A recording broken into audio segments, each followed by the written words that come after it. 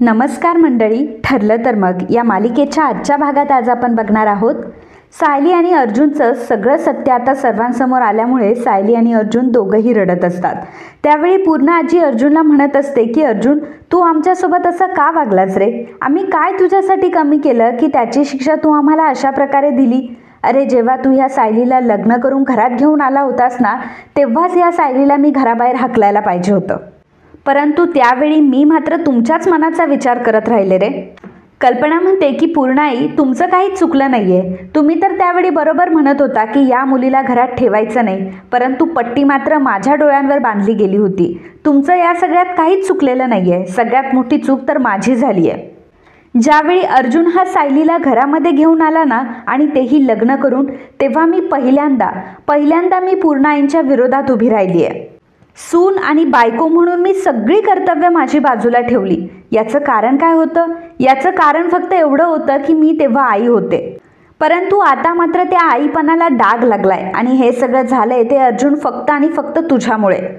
अर्जुन खूप रडत असतो। अर्जुनलाही हे सहन होत नसतं, कारण त्याला माहीत असतं की आपण आपल्या घरच्यांची फसवणूक केली आहे, परंतु घरच्यांना पूर्ण सत्य माहीत नाही आहे। अर्जुन आणि सायलीला ते सांगायचं असतं, परंतु त्यांना ती गोष्ट सांगण्याचा मोकाच मिळत नाही।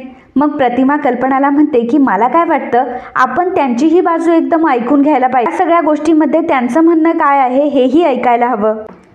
त्यावेळी कल्पना ही प्रतिमाला म्हणते की अगं, तू नको या दोघांची बाजू घेऊ, कारण अगं मी सुद्धा तेच केलं होतं। अगं, अर्जुन आणि सायलीच्या मागे तर मी ढाल बनून उभी राहिले होते ग। कल्पनाला तो क्षण आठवत असतो की जेव्हा सायली आणि अर्जुन लग्न करून घरी आलेले होते, तेव्हा मात्र लग्नानंतरचे जे काही विधी असतात ते विधी करण्यासाठी पूर्णाईजी परमिशन देत नव्हत्या। त्यामुळे कल्पना पूर्णाईला म्हणत होती की पूर्णाई, या घरामध्ये मला आता कुठल्याही प्रकारचे वाद नकोय। पूर्णाई, अहो, सायली आपल्या घरची सून आहे आणि आपल्या या घरामध्ये सुनेचा किती आदर केला जातो हे तुम्ही मला विचारा ना। पूर्णाई, मी तुमचा अनादर अजिबात करत नाहीये, मला फक्त ही विधी पूर्ण करण्यासाठी मला परमिशन द्या।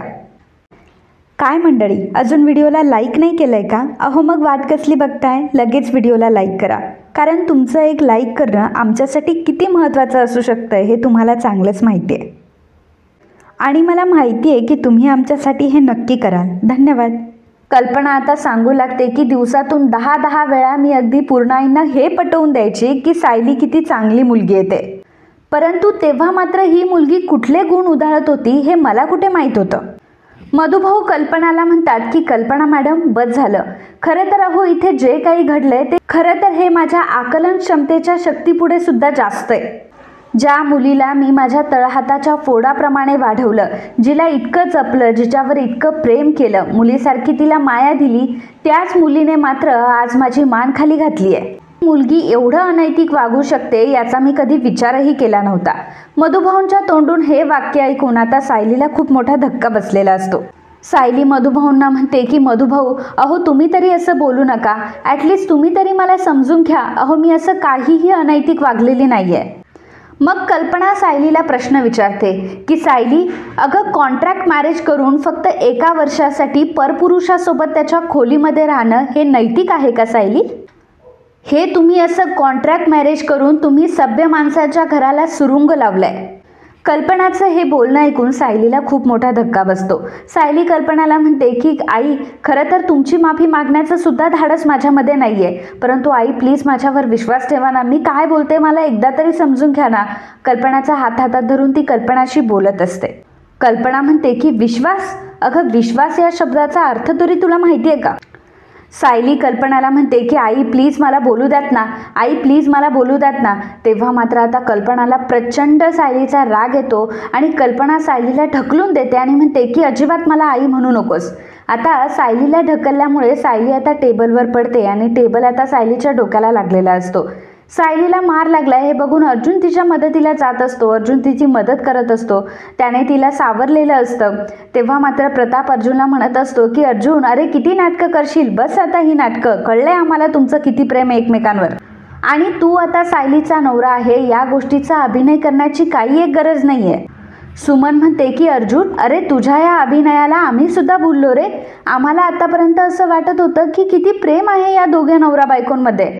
नागराज म्हणतो की हो ना, आणि सुमन तर मला नेहमी एक गोष्ट म्हणायची की खरं तर जोडपं असावं तर ते सायली आणि अर्जुन सारखं असावं. किती ते दोघं एकमेकांची काळजी घेतात, किती दोघं एकमेकांना ते मान सन्मान देतात. कल्पना म्हणते की काय हे जोडपं? अरे हे तर साधे नवरा बायको सुद्धा नाही आहेत. अर्जुन म्हणतो की नाही मम्मा, आम्ही दोघं जण खरे नवरा बायको आहोत. अगं आम्ही सगळ्या रिच्युअल्स प्रमाणे मंदिरात जाऊन लग्न केलंय. त्यावेळी तिथे चैतन्य सुद्धा होता, कुसुमताई सुद्धा होत्या. अहो कुसुमताई, तुम्ही तरी सांगा ना मम्माला काहीतरी. कुसुमताई सांगा ना की मंदिरात आमचं लग्न कशा प्रकारे झालंय. आम्ही सगळ्या विधी पूर्ण करून एकमेकांशी लग्न केलंय. मंदिरात आम्ही 7 फेरे घेतलेत. या सगळ्या गोष्टी सांगा ना तुम्ही मम्माला.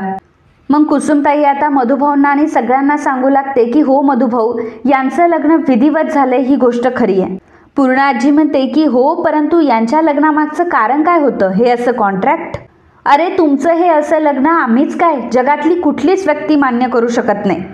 अरे माणुसकी, नाती, प्रेम, जगातल्या ह्या सगळ्या चांगल्या गोष्टींवरती विश्वास उडेल ना, असं वागलात तुम्ही अर्जुन आणि सायली. असं म्हणत पूर्ण आजी ही खूप रडत असते. पूर्ण आजीला रडताना बघून आता स्मिता पूर्ण आजीला खाली बसवते. पूर्ण आजीला रडण्याचाही त्रास होत असतो. या सगळ्या गोष्टींचं पूर्ण आजीला खूप टेन्शन आलेलं असतं. सायली आणि अर्जुन आता एका बाजूला असतात. घरातले सगळेजण आता शस्त्र उगारून एका साईडला असतात. प्रियाला मात्र त्यावेळी प्रचंड हसायला येत असतं. सगळं काही अगदी तिच्या मनासारखं झालेलं असतं. त्यामुळे प्रिया मात्र हसत असते. हा दिवस बघण्यासाठी ती त्रासलेली असते आणि आज हा दिवस तिला स्वतःच्या डोळ्यांनी बघायला मिळत असतो. मग तर काय, तिच्यासाठी सोन्यापेक्षा ही गोष्ट छोटीही नसते. कल्पना सायलीकडे बघून सायलीला म्हणत असते की काय ग सायली, आतापर्यंत मी तुला कुठल्या अशा गोष्टीत साथ दिली नाही. तू मला एखादी गोष्ट सांगितली आहे आणि मी तुला ती करू दिली नाही, असं कधी झालंय का? कारण अगं मी तुला सुनेपेक्षा मुलीचा दर्जा दिला. मी तुला माझी मुलगी मानलं. पण या सगळ्यामध्ये मात्र तू काय केलंस ग? तू माझं आई पण जपलंस का? अगं या नात्यामध्ये अपार माया असते. जीव ओवाळून टाकावा ना असं अपार प्रेम असतं ग ह्या नात्यामध्ये. परंतु आई आणि मुलीचं जर नातं तुला माहीत असतं ना सायली, तर सायली तू असं कधीच वागली नसतीस ग. खरं सांगू का सायली, या सगळ्या गोष्टीमध्ये तुझा दोष नाही आहे. अगं खरं तर तुझ्यावर संस्कार करणारी तुझी आई नव्हती ना, त्यामुळे तू नवरा बायकोच्या नात्याला कलंक लावलायस सायली. असं जेव्हा कल्पना सायलीला म्हणते तेव्हा सायली मात्र आता पूर्णपणे हादरलेली असते. नको नको ते कलंक सायलीवर लागत असतात. नको नको ते सायलीला बोललं जात असतं.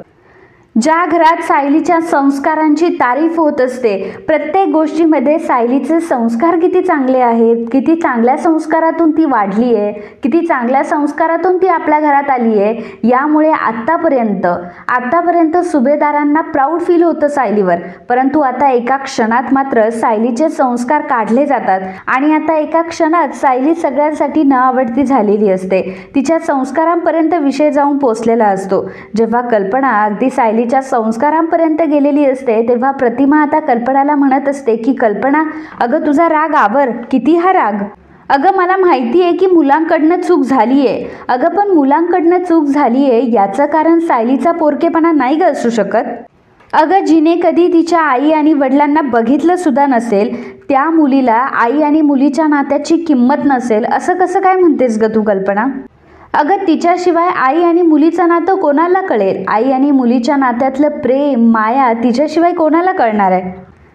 आता प्रतिमा ही कल्पनाच्या मनात चांगलं भरवत असते, म्हणजे चांगलं तिला सांगत असते की बाबा तू सायलीला दोष देऊ नकोस. त्यामुळे आता प्रिया घाबरते. प्रियाला असं वाटतं की आता ह्या आईने जर रडायला सुरुवात केली आणि या आईने जर आता ह्या सुभेदारांना सांगायला सुरुवात केली की त्यांना माफ वगैरे करा, तर मात्र ही सायली काय घराच्या बाहेर जाणार नाही. घरातले सगळं प्रतिमाचंच ऐकतील. त्यामुळे आता मलाच काहीतरी करायला हवं. मग प्रिया आता प्रतिमाला म्हणते की अगं आई तू खूप भोळी आहेस ग, तुला नाही माहिती या सगळ्या गोष्टी.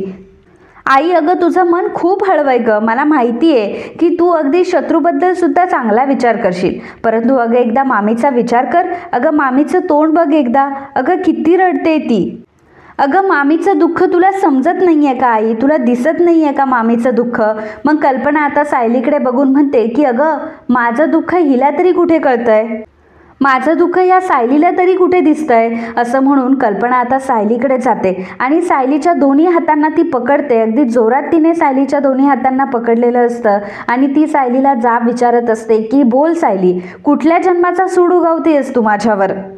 अगं तू मला कुठली शिक्षा देतेयस, कुठल्या कर्माची फळं तू मला भोगायला सांगतेयस ग, असं म्हणून आता ती सायलीवर खूप रागवत असते, सायलीवर चिडत असते. अर्जुन कल्पनाला म्हणत असतो की मम्मा अगं एक गोष्ट लक्षात घे की अगं आम्हाला कोणाचीही फसवणूक नव्हती करायची. त्यावर कल्पना म्हणते की फसवणूक करायची नव्हती म्हणजे शेवटी फसवणूक तर केलीस ना तुम्ही. अर्जुन मला फक्त एका गोष्टीचं उत्तर दे. आज जर आम्हाला तुमचं हे कॉन्ट्रॅक्ट मॅरेजचं सत्य कळालं नसतं तर मला फक्त एक गोष्ट सांग की तुमचं हे कॉन्ट्रॅक्ट मॅरेज अजून किती दिवस चालणार होतं.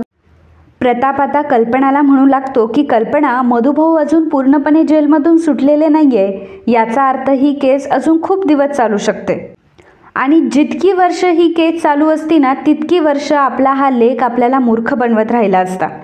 अर्जुन म्हणतो की नाही डॅड, तसं नाही आहे. तेव्हा कल्पना अर्जुनवर ओरडते की मग कसं आहे अर्जुन, आपली आई भोळी आहे, आपली आई आपल्यावर रागवत नाही, मग मात्र आपण आपल्या आईशी कसंही बोललो कसंही वागलो तरीही चालणार आहे, असंच ना अर्जुन. बोल ना अर्जुन, असंच ना. असंच्या दोन्ही खांद्यांना पकडून आता कल्पना त्याला जाब विचारत असते की बोल अर्जुन, असंच ना, बोल ना अर्जुन, असंच ना, असं म्हणत असते, रडत असते. त्यावेळी सायली आणि अर्जुनलाही फार रडायला येत असतं आणि घरात आता अतिशय ताणतणावाचं वातावरण निर्माण झालेलं असतं. पूर्णा आजी कल्पनाला म्हणते की कल्पना अगं शांत हो. आता जर आपण आपला एक एक वेडेपणा जर मोजायला घेतला ना गं तर मला आपलीच कीव करावीशी वाटते. अगं आपण ह्या सायलीला किती आपलंसं केलं ग. मला माहिती आहे की जेव्हा ही घरात आली तेव्हा मात्र ही मला सून म्हणून अजिबात पसंत नव्हती. मला मान्यच नव्हतं, कारण मी अर्जुनचं लग्न तन्वीसोबत ठरवलं होतं, तसं मी प्रतिमाला वचन दिलं होतं आणि या गोष्टीचा मला खूप त्रास होत होता. माझ्या रोज स्वप्नामध्ये प्रतिमा यायची आणि रोज मला म्हणायची की पूर्णाई तू खूप चुकीचं केलंस, तू अर्जुनचं लग्न माझ्या तन्वीसोबत का लावून दिलं नाहीस. मला एवढा सगळा त्रास होत असताना सुद्धा मी सायलीला अर्जुन सोबत बघत होते आणि जेव्हा मला कल्पनाने ह्या सगळ्या गोष्टी समजावून सांगितल्या तेव्हा मात्र मला थोडं थोडं पटत गेलं आणि सायलीचा चांगुलपणा कुठेतरी माझ्या मनाला भावला आणि कुठेतरी सायली सुद्धा अर्जुनसाठी एक बेस्ट मुलगी आहे असं मला वाटायला लागलं. कदाचित अर्जुन तन्वीसोबत नीट संसार करू शकणार नाही, परंतु सायलीचं त्याच्यावर प्रेम आहे आणि त्याचंही सायलीवर प्रेम आहे. हे दोघं व्यवस्थित अगदी संसार करतील आणि सायलीकडे बघून मला वाटलं होतं की सायलीमध्ये ते गुण आहेत की ज्या गुणांमधून ती आपलं घर सांभाळू शकते आणि म्हणून मी माझा निर्णय पूर्णपणे चेंज केला. अगदी मी माझ्या प्रतिमाला दिलेलं वचन सुद्धा मोडलं आणि मी सायलीला ॲक्सेप्ट केलं. सायलीला नातसून म्हणून स्वीकारलं. सायली पोरकी आहे, अनाथ आहे, तिला अनाथाची कुठलीही भावना तिच्यामध्ये येऊ नये म्हणून मी स्वतः सायलीला म्हटलं की सायली अगं माझी खोली म्हणजे फक्त तुझं माहेर आहे आणि अर्जुनची खोली ना तेवढंच तुझं सासर आहे. तिला या सुभेदारांच्या घरामध्ये तिचं स्वतःचं माहेर आणि हक्काचं सासर या दोन्हीही गोष्टी मी तिला दिल्या तरीसुद्धा ही सायली आपल्यासोबत असं वागली. याचा अर्थ खरं तर आता मला कुठेतरी कळायला लागलाय. सायलीला कधी माहेरची किंमतही नव्हती आणि सासर तर तिचं अस्तित्वही नव्हतं. आता या सगळ्या गोष्टी आपल्याला कळून चुकताय आणि त्यामुळे मला असं वाटतं की आपण किती वेडेपणासारखं वागलो. खरं तर आपलीच आपल्याला कीव करायला पाहिजे, यांना मात्र आपली कीव नाही येणार. प्रताप सायलीला म्हणतो की माझंही अगदी असंच होतं. मला सायली आधी कधीच आवडली नाही, मी तिला सून म्हणून कधीही स्वीकारत नव्हतो. उलटं मी कल्पनाला किती बोलायचं की जेव्हा ती सायलीची साईड घ्यायची, परंतु सायलीने मला मात्र त्या मैपतच्या जाळ्यातून मला सोडवलं होतं. त्यानंतर कुठेतरी सायली या घरचा विचार करते असं मला वाटायला लागलं. एवढंच काय तर मी सायलीला म्हटलंही होतं की सायली अगं तुझ्यामध्ये आणि माझ्यामध्ये आता बाप आणि लेकीचं नातं निर्माण झालंय. परंतु आता मला कळतंय की तो सगळा माझा फक्त भ्रम होता. खरं तर सायली तू फक्त एका कागदावर सही केलीस म्हणून तू मला तात्पुरता सासरा मानत होती ना. याच्या पलीकडे तुझं आणि माझं कुठलंच काही नातं नव्हतं. अगं तू आमच्या सगळ्यांसोबत नाती जोडली ते फक्त एका सहीमुळे जोडली. ती सगळी तुझ्यासाठी फक्त तात्पुरती नाती होती. परंतु आम्ही मात्र तुला खरोखर आमची सून मानून घेतलं ग. आम्ही तुला या घरातली लेक मानून घेतलं, अर्जुनची बायको मानून घेतलं आणि तुला सगळे ते अधिकार दिले जे एका घरातल्या सुनेला द्यायला हवेत. आमचं कुठे काय चुकलं. तू मात्र एका सहीसाठी एवढं सगळं केलं, परंतु आम्ही मात्र तुझ्यावरील प्रेमापोटी हे सगळं केलं, हे विसरलीस का तू. अगं इतक्या वेळा तू मला बाबा म्हणून हाक मारली असेल तर एकही त्यातली हाक ही मनापासून नव्हती का ग सायली. अस्मिता म्हणते की डॅड बघितलं ना, आतापर्यंत सगळेजण मला ह्या घरात बोलत राहिले, माझ्याच चुका काढत राहिले. मी जर सायलीला काही म्हटले सगळे माझ्यावर अगदी शस्त्र उगारून असायचे आणि आता ह्या सायलीने काय केलं बघताय ना तुम्ही डॅड. तुम्ही प्रत्येक वेळी मला बोलला असाल, प्रत्येक वेळी माझ्यावरच चिडला असाल, पण आता ह्या सायलीला काय म्हणायचंय तुम्हाला. प्रताप म्हणतो की अर्जुन आणि तू रे, मी तुला सुखी संसाराचे सल्ले द्यायचो तेव्हा मात्र तू असंच माझ्याकडे टाइमपाससाठी येत होतास का रे. सुखी संसाराचे धडे द्यायचो तेव्हा मात्र मनातून तू फार हसत असशील. मी तुला नेहमी एक गोष्ट सांगायचो की बायकोचा आदर कर, तिच्या चेहऱ्यावरचा आनंद आपल्यासाठी सगळ्यात महत्त्वाचा असतो. तेव्हा मनातून मात्र माझी तू खिल्लीच उडवत राहिला असशील की आपण कसं आपल्या बापाला फसवतोय आणि आपल्या बाबाला त्याबद्दल काहीच माहीत नाही. याबद्दल तर तुला खूप आनंद वाटत असेल ना अर्जुन. अर्जुन खरं सांगू का, तू एक उत्कृष्ट नवरा व्हावा अशीच माझी इच्छा होती. पण तुला खरं सांगू का अर्जुन, अरे तू एक चांगला मुलगा सुद्धा होऊ शकला नाही रे. सर्वजण आता अर्जुन आणि सायलीला बोलत असतात. अर्जुन सायली रडत असतात. सगळ्यात जास्त सायलीवर कलंक लावलेले जात असतात. तेव्हा अर्जुन म्हणत असतो की डॅड, अहो डॅड, तुम्ही जो विचार करताय ना तसं काहीच नाही आहे. आम्हाला फक्त एकदा मोकळं होण्याची संधी द्या, आम्हाला आमचं मत मांडण्याची संधी द्या. त्यावर रविराज म्हणतो की अर्जुन, अरे आपली बाजू जेव्हा लंगडी असते ना तेव्हा वाद घालायचा नसतो, ही बेसिक गोष्ट अर्जुन तुला माहीत असायला हवी. सायली आता हात जोडून सगळ्यांना म्हणत असते की तुम्ही तरी आमच्यावर विश्वास ठेवा. अहो आम्ही कुठल्याही नात्याचा अनादर केला नाहीये, कुठल्याही नात्यामधल्या मर्यादा ओलांडल्या नाहीयेत. सायली सर्वांना सांगण्याचा प्रयत्न करत असते की तुम्ही ज्या पद्धतीने आमचं नातं घेताय त्या पद्धतीने तसं काहीच नव्हतं.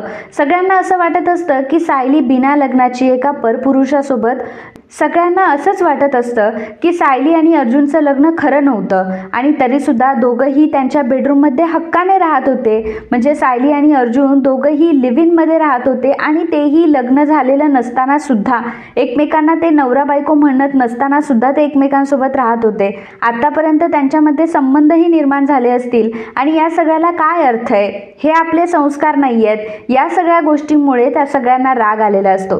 सायली त्यांना सांगण्याचा प्रयत्न करत असते की असं काहीच नाहीये आणि आम्ही दोघांनीही कधी एकमेकांकडे त्या गोष्टीच्या दृष्टिकोनातून कधी बघितलंही नाही एकमेकांना. आम्ही जरी एका बेडवर झोपत असलो तरी सुद्धा आम्ही उशामध्ये टाकून झोपायचो. या सगळ्या गोष्टी सायलीला सांगायच्या असतात, पण त्या सांगायच्या कसा हेच सायलीला कळत नसतं, कारण घरातले तिला बोलण्याची संधीच देत नसतात. जेव्हा सायली ही नात्याबद्दल बोलत असते तेव्हा मधुभाऊ आता सायलीसमोर उभे राहतात आणि सायलीला ते म्हणतात की सायली, तू नात्यांबद्दल जितकं कमी बोलशील ना तितकं चांगलंच असेल. सायली, आत्तापर्यंत मला तुझ्यामुळे कधीही मान खाली घालायला लागली नाही, परंतु आता मात्र आज पहिल्यांदा तुझ्यामुळे मला माझी मान खाली घालावी लागते. सायलीला फार वाईट वाटत असतं की आज आपल्यामुळे आपल्या मधुभाऊंना मान खाली घालावी लागते. जे मधुभाऊ नेहमी मानाने जगले, ताठ मानेने जगत राहिले, आज त्यांना मात्र माझ्यामुळे मान खाली घालावी लागते. या गोष्टीचं सायलीला फार वाईट वाटत असतं. तर मधुभाऊ सायलीला म्हणत असतात की सायली, आज फक्त तू माझी मान खाली घातली नाही आहेस ग, तू माझ्या अस्तित्वाला ठेच पोहोचवली आहे आणि तू जे काही केलं आहेस ना आज, ती फक्त चूक नाही आहे. या गोष्टीला चूक नाही म्हणता येणार. खरं तर हे पाप आहे, पाप. आणि तुझ्या या पापाचं ओझं आता तुझ्या या म्हाताऱ्या बाबाच्या खांद्यांना पेलवत नाहीये ग. मधुभाऊ रडत असतात तेव्हा ते सायलीला अजिबातही सहन होत नसतं. सायलीला फार अपराधासारखं वाटत असतं. मधुभाऊ जेव्हा रडत असतात तेव्हा कुसुमताई मधुभाऊला म्हणते की मधुभाऊ प्लीज तुम्ही स्वतःला त्रास करून घेऊ नका ना, या सगळ्याचा तुम्ही स्वतःला का त्रास देताय. तेव्हा मधुभाऊ म्हणतात की काय करू मग मी कुसुम अजून. अगं हिला काय बोलू अजून मी. हिला स्वतःच्या नात्याचा आदर करता आला नाही. हिने लग्न करून आली ही एका माणसासोबत आणि त्याच्यासोबत ती नातं निभावू शकली नाही, तर ती मानलेल्या बापाचं आणि मानलेल्या बहिणीचं कुठलं नातं निभावणार आहे. आणि आपण तर तिचं मानलेलं आहोत ग. सायली मधुभाऊंच्या पाया पडत असते. मधुभाऊंना म्हणत असते की मधुभाऊ प्लीज मला माफ करा. मधुभाऊ, मला कधीच वाटलं नव्हतं की माझ्यामुळे आज तुमच्यावर ही वेळ येईल. मधुभाऊ मला माफ करा, मी चुकले, माझं ऐकून तरी घ्या मी काय म्हणते ते. परंतु आता मात्र मधुभाऊ सायलीचं काही ऐकून घेत नसतात. मधुभाऊ सायलीला म्हणतात की एक काम कर, अगं माझे पाय का पकडतीयस तू. माझे पाय पकडण्यापेक्षा एक काम कर, तुझ्या या दोन्ही हातांनी ना माझा गळा पकड आणि माझा जीव घेऊन टाक. असं म्हणत मधुभाऊ आता सायलीचे हात स्वतःच्या गळ्याभोवती नेतात आणि म्हणत असतात की मारून टाक मला, जीव घे माझा. अगं हा दिवस दाखवण्यापेक्षा मला जर मारून टाकलं असतं ना तर मला जास्त बरं वाटलं असतं. या सगळ्या गोष्टीचा सायलीला खूप मोठा धक्का बसलेला असतो. सायली तिचे हात मागे घेत असते. मधुभाऊ सायलीला म्हणतात की अगं सायली, तूच मला सांग ना आता की तुझ्या या सासरच्या माणसांसमोर मी ताठ मानेने कसा काय उभा राहू? तू मात्र माझी सगळी बेइज्जती करून टाकली आहेस. सांग ना, ह्या सगळ्यांसमोर मी आता कसा उभा राहू? यांना तोंड कसं दाखवू? अगं नकळतपणे मी यांना बोलून गेलो की तुझ्या माणसांचा तू खूप आदर करते. अगं सायली, तुझ्या घरातली माणसं खरंच खूप चांगली आहे. मी तुला सांगत आलो की तुझ्या घरात माणसं नाही तर देव माणसं राहतात, परंतु तुला त्या देव माणसांचा आदर करणं सुद्धा नाही जमलं ग. तू त्यांच्यासोबत सुद्धा काय केलंस?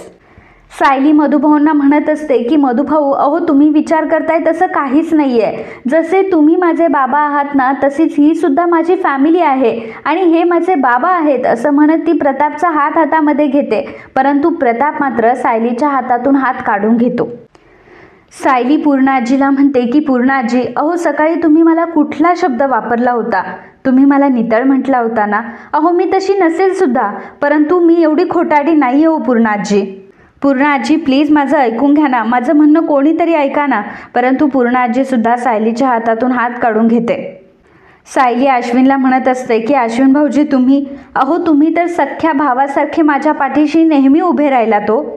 अहो मी तुम्हाला राखी बांधली आहे. परंतु अश्विन सुद्धा ऐकायला तयार नसतो, कारण सायली आणि अर्जुनने जी काही फसवणूक केलेली असते ती मात्र त्याला अजिबातच पटलेली नसते. अस्मिता सायलीला म्हणत असते, अगं जी नाती एखाद्या व्यक्तीला कचऱ्यासारखी वाटू शकतात त्या व्यक्तीला राखीची तरी काय किंमत असणार आहे? अगं तिच्यासाठी तर हा फक्त एक कॉन्ट्रॅक्ट सारखा बांधलेला धागाच असणार ना. सायली पुन्हा अश्विनला विचारते की अश्विन भाऊजी तुम्हाला सुद्धा असंच वाटतंय का हो? तेव्हा अश्विन सायलीला म्हणतो की हे बघ वहिनी, आता मला काहीच विचारू नकोस. हे सगळं माझ्या समजण्याच्या पलीकडं आहे आणि या सगळ्या शॉकमधून बाहेर कसं पडावं ना तेच मला कळत नाही आहे. आणि सॉरी, आता मला नाही वाटत की यापुढे मी तुला कधी वहिनी म्हणू शकेल. आता सायलीला वहिनी म्हणण्याचा अधिकार सुद्धा तिच्याकडनं काढून घेतलेला असतो, त्यामुळे सायलीला तर अजूनच वाईट वाटतं. सायली रडत असते. सायलीला खूप वाईट वाटत असतं. एका क्षणात तिने जी आत्तापर्यंत कमावलेली ती नाती असतात, ज्यांनी आत्तापर्यंत तिला सगळं चांगलं म्हटलेलं असतं, कधी तिला नाव ठेवलेलं नसतं, आज तीच नाती सायलीपासून दुरावलेली असते. क्षणात आता सगळ्यांना सायली ही विलन वाटू लागलेली असते. सगळ्यांना सायली कशी वाईट आहे हेच दिसत असतं. सायलीचा चांगुलपणा कोणाला दिसत नसतो. आणि एवढंच काय तर सायलीने हे सगळं का केलं? अर्जुन आणि सायलीवर अशी कुठली परिस्थिती आली होती की त्यांनी हे सगळं केलंय?